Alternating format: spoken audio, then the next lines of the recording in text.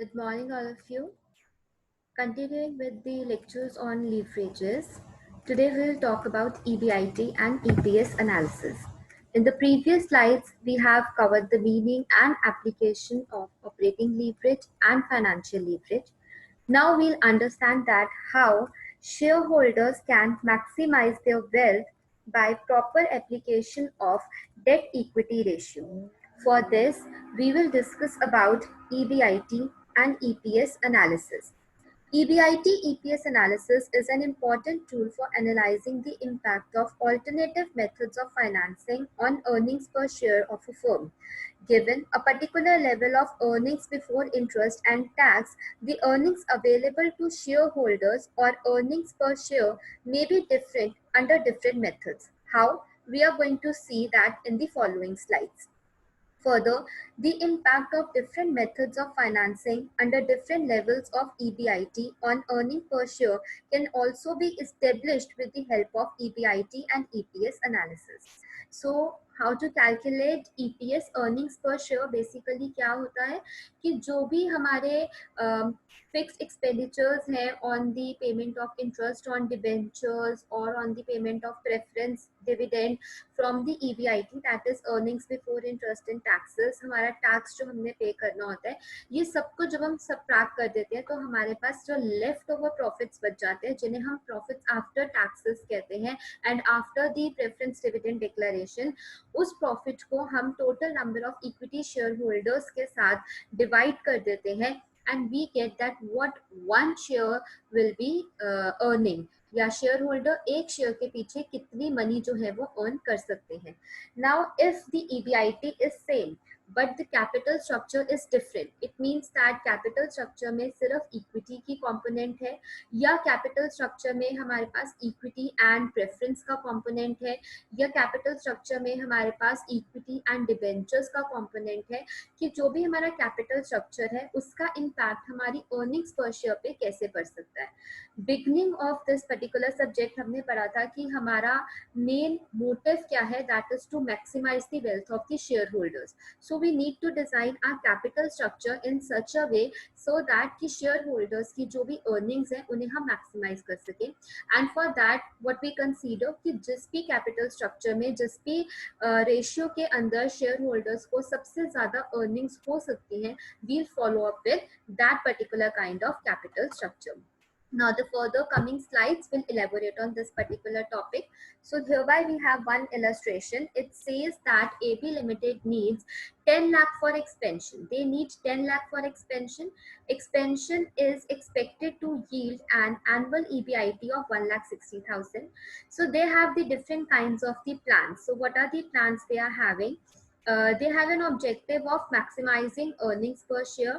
अब जो उनको एक्सपेंशन के लिए मनी की जरूरत है, कैपिटल रिक्वायरमेंट है, it can be fulfilled like funds can be borrowed at the interest rate of 1 lakh at the rate 8%, over 1 lakh up to 5 lakh 12%, and over 5 lakh till over 5 lakh at 18%. The current market price per share is 25 and is expected to drop to 20 if the funds are borrowed in excess of rupees 5 lakh. So हमें बताना है, हमें suggest करना है कि कौन सा जो मेथड है उसके थ्रू हमें मैक्सिमम अर्निंग्स पर शेयर्स जो है वो आ सकती हैं. So we have EBIT of 1,60,000. हमारे पास 3 प्लान्स है. फर्स्ट प्लान हम सिर्फ 1 लाख का डेट रेस कर रहे हैं. सेकेंड प्लान हम 4 लाख का डेट रेस कर रहे हैं एंड रिमेनिंग 6 लाख हम इक्विटी के ऊपर इशू कर रहे हैं.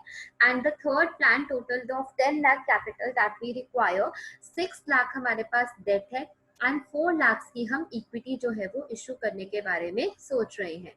So according to this particular thing हमारे पास 3 प्लान्स हैं. हमने ये बताना है कि कौन से प्लान में अर्निंग्स पर share would be the maximum.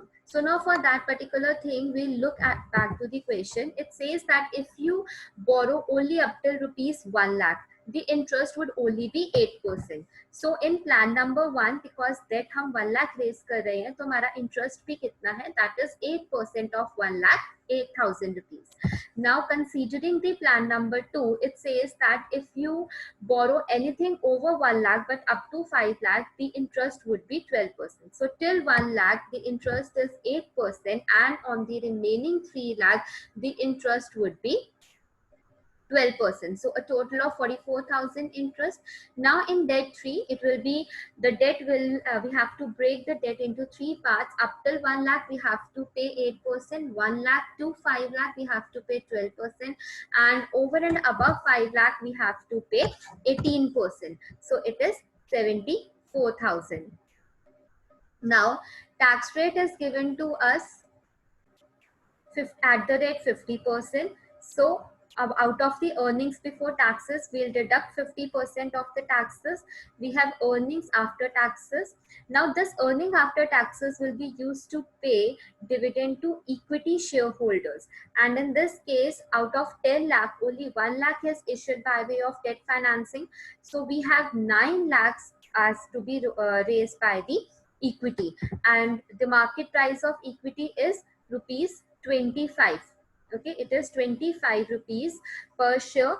So in this case, what will be the number of shares we have? That is 9 lakh divided by 25. So we have 36,000 equity shares with us. So in this case, earnings after taxes of 76,000 divided by number of shares, that is 36,000. So one share will earn 2.11 rupees.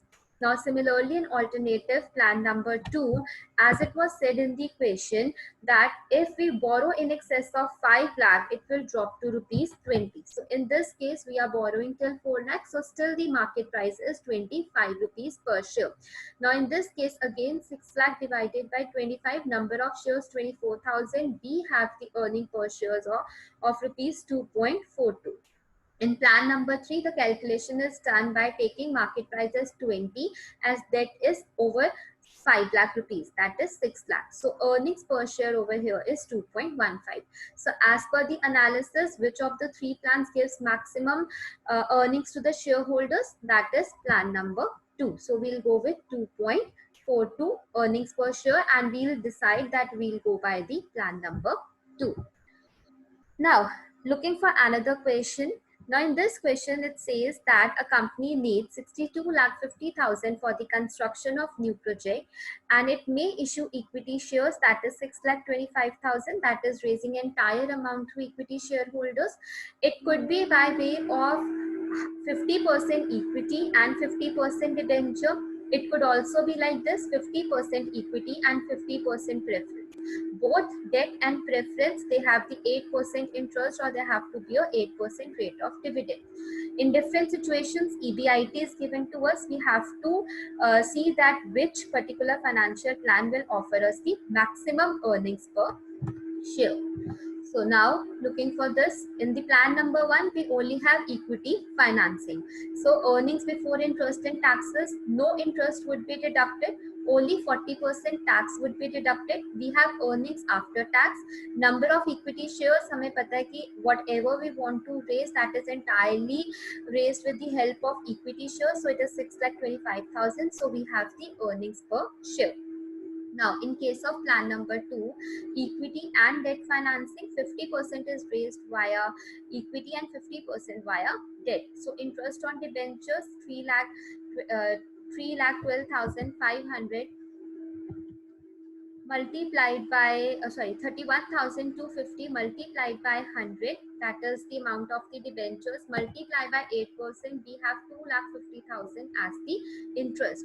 After subtracting the interest, we have earnings before taxes. Now in case number 1 and 2, in case number 1, we do not have the earnings in order to meet the interest on debentures, so therefore at this particular point the earnings turned out to be negative. In case number 2, the earnings are nil, and after that the earnings goes on increasing. After deducting the 40% of the tax, we have earnings after tax, that is negative 75,000, and then so on with the positives. Then number of equity shares, in this case we have 3,12,500 equity shares, so divided by 3,12,500. In this case the shareholders have to bear a loss of 24 paisa, whereas in the further, when the EBIT increases, likelihood is there that EPS will also increase. Then equity and preference shares, in this case again, but what we see is that in case number 1 and case number 2, there are the losses, and then further the losses are turned into the profits, and therefore we have the positive earning per share for the shareholders. Now as we see that in financial plan number 1, the maximum EBIT what a shareholder can earn is 1.20 in case of the last plan.